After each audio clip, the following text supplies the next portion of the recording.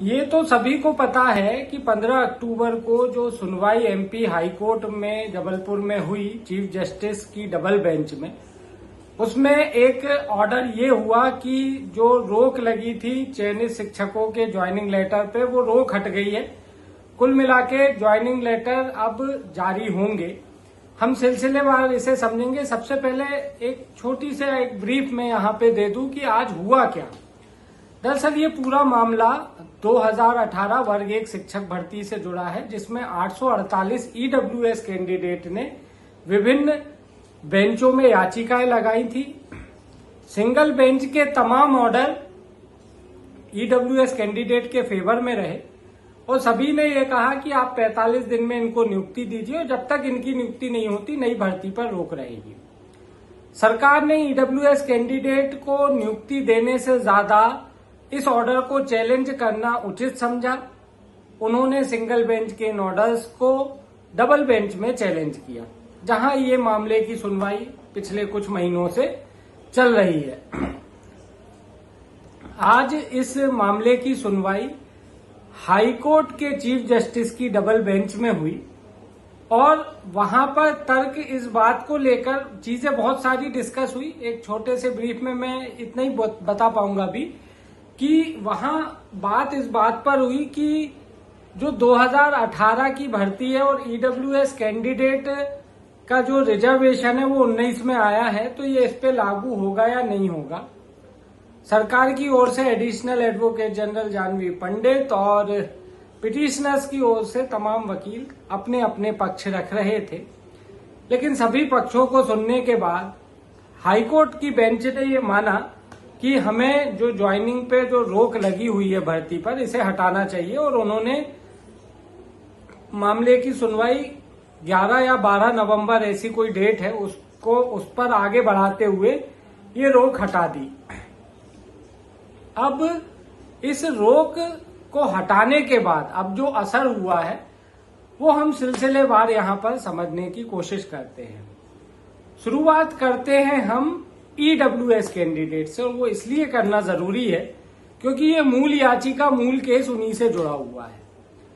इस फैसले का अब ईडब्ल्यूएस कैंडिडेट पर क्या असर होगा। देखिए, ये बात तो तय थी कि जब भर्ती अटकी तो सरकार पे तमाम तरीके का एक प्रेशर बना।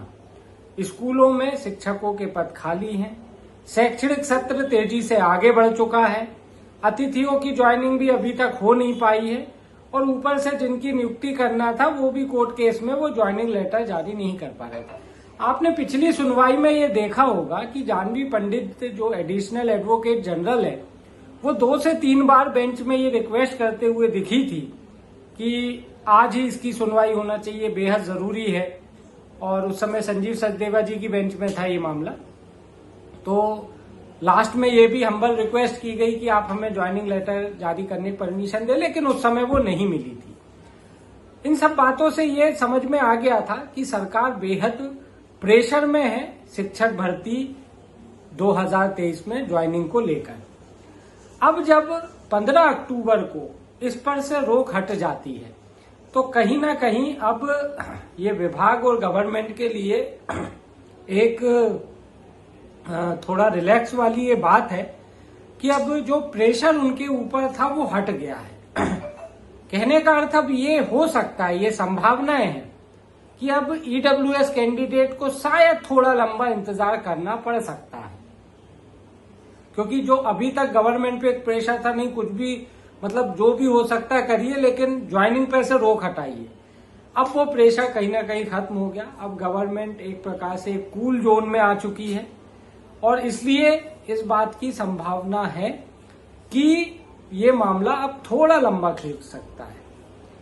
हालांकि हाई कोर्ट ने ईडब्ल्यूएस कैंडिडेट को एक फौरी राहत देते हुए इतना जरूर कहा कि इस याचिका का जो अंतिम निर्णय है भर्ती उसके अधीन होगी।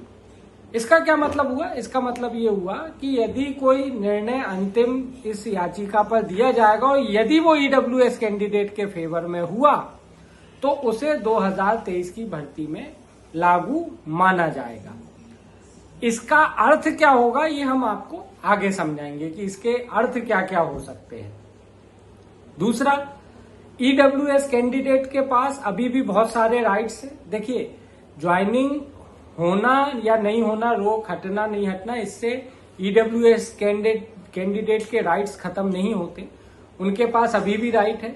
वो इस ऑर्डर के खिलाफ चाहें तो सुप्रीम कोर्ट जा सकते हैं, या ऐसा नहीं है कि रोक हट गई है तो अब वो जो दावे कर रहे हैं वो सब बहुत नीचे आ गए हैं और अब एक तरीके से ये माना जाए कि ईडब्ल्यूएस कैंडिडेट लगभग हार गए केस। ऐसा कुछ नहीं है।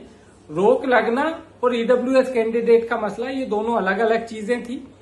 चूंकि उस समय सिंगल बेंच को ये लगा कि पहले इन भर्तियों को होना चाहिए, इसलिए उन्होंने रोक लगाई थी। हम चूंकि ये कोर्ट का मसला है, हम इस पे कोई कमेंट नहीं करेंगे, लेकिन इतना जरूर है कि ईडब्ल्यूएस कैंडिडेट के सारे राइट्स अभी भी उनके पास सुरक्षित हैं और वो अपनी लड़ाई आगे जारी रखेंगे। ये हो गया ईडब्ल्यूएस कैंडिडेट का मसला। दूसरा सवाल ये आया था चयनित शिक्षकों का। ईडब्ल्यूएस के बाद यदि सीधे तौर पे कोई प्रभावित थे तो वो चयनित शिक्षक थे, क्योंकि उन्हीं की भर्ती जो 2023 की थी वो अटकी हुई थी। लगभग 3100 से ज्यादा जो चयनित शिक्षक हैं जिनके डॉक्यूमेंट वेरिफिकेशन हो चुका है, चॉइस फिलिंग हो गई है, वो सिर्फ अपनी ज्वाइनिंग लेटर का इंतजार कर रहे थे। यही कारण है कि सितंबर में उन्होंने एक आंदोलन भी किया था भोपाल में, डीपीआई का घेराव भी किया था। चयनित शिक्षकों के लिए पहली तो यही अच्छी खबर है कि दिवाली से पहले दिवाली मन गई, रोक हट गई। लेकिन चयनित शिक्षकों को तो ये सब मालूम ही है। चयनित शिक्षकों के मन में एक सवाल है, ज्वाइनिंग कब तक मिलेगी? तो यहां मैं आपको बता दूं कि ज्वाइनिंग जल्दी नहीं, बेहद जल्दी मिलेगी। उसके सिर्फ दो कारण हैं। पहला, कोर्ट केस अभी चल रहा है, ईडब्ल्यूएस केस का फाइनल जजमेंट नहीं आया। 12 नवंबर को फिर सुनवाई है, और जब कोर्ट में ये केसेस चलते हैं तो कब क्या ऑर्डर आ जाए ये कुछ कहा नहीं जा सकता। दूसरा, जैसा कि मैंने पहले भी बोला, ईडब्ल्यूएस कैंडिडेट हो सकता है कि आज जो फैसला हुआ इसको चैलेंज कर दें हायर अथॉरिटी में, सुप्रीम कोर्ट चले जाएं। वहां हम ये नहीं कह सकते कि सुप्रीम कोर्ट क्या ऑर्डर देगा, लेकिन ये भी ऑर्डर दे सकता है कि वो रोक लगा दे। ये सारी चीजें गवर्नमेंट और विभाग बहुत अच्छे से जानता है, इसलिए अब वो रिस्क नहीं लेगा। जिस भर्ती के लिए बार बार वो हाई कोर्ट से रिक्वेस्ट कर रहा था, बस रोक हटा दीजिए, हमें ज्वाइनिंग लेटर देने दीजिए, हमें स्कूल में ज्वाइनिंग कराने दीजिए, वो अब बिल्कुल भी रिस्क नहीं लेगा। और मेरा तो ये मानना है कि इसी वीक से ज्वाइनिंग लेटर जारी होना शुरू हो जाएंगे। विभाग पूरी ये कोशिश करेगा कि यथासंभव जितना जल्दी हो सके, मुझे ऐसा लगता है, ये मेरा व्यक्तिगत अनुमान है कि दिवाली से पहले सभी की नियुक्ति हो जाएगी। चयनित शिक्षक एक बार वो सुन ले, दिवाली से पहले सभी की नियुक्तियां हो जाएंगी, सभी को ज्वाइनिंग लेटर मिल जाएंगे, इस बात की पूरी संभावना है। रीजन 2, विभाग भी ये जानता है कि हायर अथॉरिटी यानी सुप्रीम कोर्ट में कई मामला चैलेंज कर दिया और वहां से कोई ऑर्डर आ गया तो फिर भर्ती फंसेगी। वो नहीं हुआ तो 12 नवंबर को फिर पेशी है, उसमें भी कुछ ऑर्डर आ गया तो उस प्रकार से चीजें उन्हें देखनी पड़ेंगी। इसलिए अब विभाग की पहली कोशिश ये होगी कि जब चॉइस फिलिंग और डॉक्यूमेंट वेरिफिकेशन हो चुका है तो वो अब भर्ती को नहीं अटकाएंगे, वो भर्ती को तुरंत जल्द से जल्द प्रथम काउंसलिंग को क्लोज करेंगे। अब आ जाते हैं हम वेटिंग शिक्षकों पे। वेटिंग शिक्षक वो शिक्षक जो पदवृद्धि की मांग कर रहे हैं, आशा है पदवृद्धि होगी तो वो भी इस शिक्षक व्यवस्था में एंटर कर पाएंगे। आज के इस फैसले से उनके लिए क्या हुआ? उनके लिए एक रास्ता खुला है। रास्ता ऐसे खुल गया कि अभी तक पदवृद्धि, हमने पहले भी एक बार आपको ये बताया था कि इन्होंने पहले वित्त से उनकी अनुशंसा चाही थी, तो वित्त से हमारे जो सोर्स है वो ये कह रहे थे कि पॉजिटिव इनको मिल गया था। लेकिन ये अभी तक पूरा मसला इसलिए अटका के रखा हुआ था कि जब आप प्रथम काउंसलिंग के ही ज्वाइनिंग लेटर नहीं दे पा रहे तो द्वितीय काउंसलिंग की बात करने का कोई अर्थ नहीं होता, ये बेईमानी हो जाती है। इसीलिए उन्होंने जो है इसको पूरा होल्ड ही करके रखा था। यस नो कुछ भी उस तरफ से नहीं आ रहा था। मुझे लगता है यदि दिवाली तक प्रथम काउंसलिंग क्लोज हो जाती है, ज्वाइनिंग लेटर फाइनली दे दिए जाते हैं, तो पदवृद्धि की फाइल जो अब धूल खा रही है उस पर से शायद धूल हट सकती है, क्योंकि आप लोग ये जानते हैं कि ये भर्ती 8000 से अधिक पदों पर निकली थी।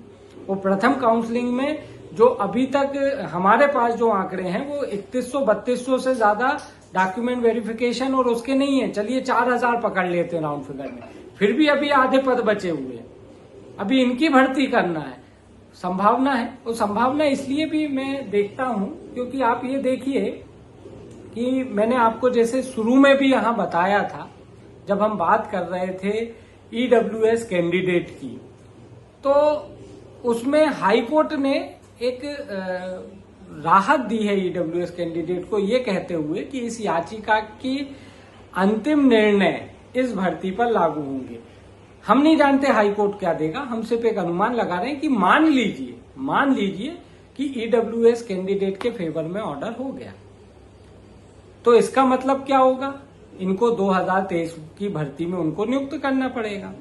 अब 848 इतना बड़ा फिगर है, तो अब आप यदि मान लीजिए वर्ग 1 की भर्ती पूरी कर देते हैं और उसके बाद ये फैसला आया कि आपको ईडब्ल्यूएस की नियुक्ति देना है, तो क्या आप जो ज्वाइन कर चुके हैं उनकी नियुक्ति रद्द करेंगे?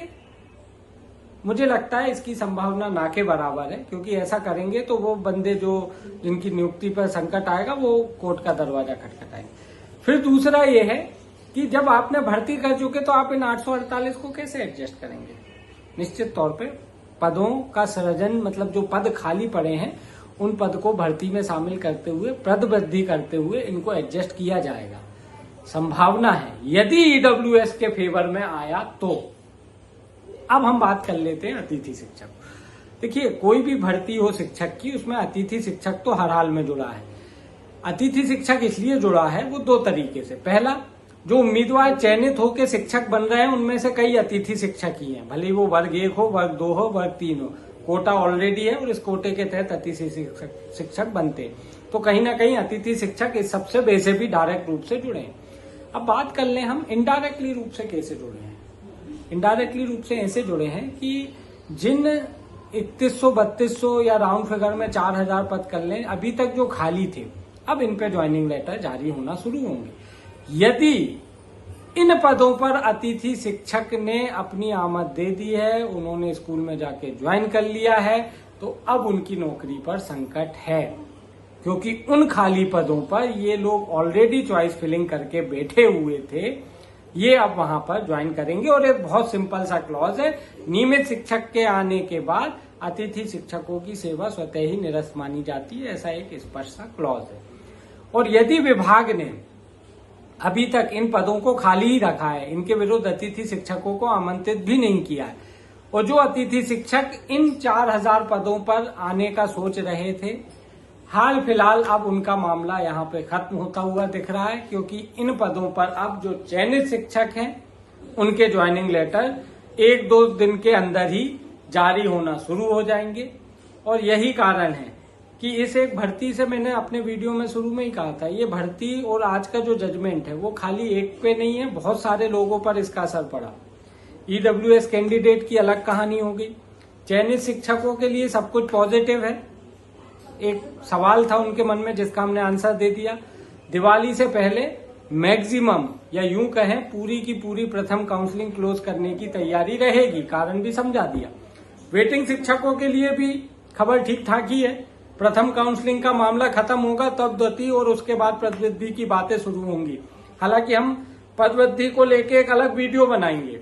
इस पूरे मसले के बाद आखिर वो कौन कौन सी चीजें हैं जिनके कारण अब पदवृद्धि होगी या नहीं होगी, इसको लेके हम अलग जल्द वीडियो बनाएंगे, आप जुड़े रहिए हमारे साथ। अतिथि शिक्षकों के लिए ये खबर अच्छी भी रही और बुरी भी। अच्छी इस हिसाब से कि जो अतिथि शिक्षक चयनित होकर भर्ती होने वाले थे और अभी तक वेट कर रहे थे, उनका इंतजार खत्म हुआ। अब अतिथि वो नहीं रहेंगे, यदि वो मेरिट में है, चॉइस फिलिंग हो चुकी है, डॉक्यूमेंट वेरिफिकेशन हो चुका है, तो अब अतिथि शब्द उनके अस्तित्व से हट जाएगा और सिर्फ एक शिक्षक शब्द रहेगा, यानी आप रेगुलर टीचर बन गए। बुरी खबर उन अतिथियों के लिए जो इन पदों पे या तो ज्वाइनिंग कर चुके हैं या ज्वाइनिंग की रास्ता देख रहे थे, उनका काम अब यहीं पर जो है, उन अतिथियों के लिए ये अध्याय यहीं पे अब समाप्त होता है। तो कुल मिलाकर दोस्तों, कहानी इसके आगे भी है, लेकिन आज का वीडियो हम यहीं खत्म करेंगे। इस ईडब्ल्यूएस भर्ती की जो सुनवाई हुई और जो रोक हटी, इसका असर सिर्फ इतना ही नहीं है, इसका असर 2018 की भर्ती पर किस तरीके से पड़ने वाला है। ईडब्ल्यूएस कैंडिडेट नहीं, ओबीसी रिजर्वेशन पे किस तरीके से ये असर करने वाला है और 2018 की भर्ती में क्या अब इसका कनेक्शन हो सकता है ईडब्ल्यूएस को छोड़कर, इसको लेकर हम कल आपके सामने एक बेहद महत्वपूर्ण वीडियो लेके आएंगे कि आखिर जब ये रोक जैसे ही हटी और जिन कारणों से हटी, उन कारणों का असर अब 2018 की भर्ती में कैसे पड़ने वाला है और क्या अब उसकी पूरी तैयारी होगी और विभाग के लिए अब क्या सबसे बड़ा सरदर्द बन के आने वाला है, इसको लेके हम कल के वीडियो में चर्चा करेंगे। जुड़े रहिए हमारे साथ। अब तक यदि आपने हमारा यूट्यूब चैनल सब्सक्राइब नहीं किया है तो वो जरूर कर लें और ट्विटर पर हमें फॉलो करना ना भूलें।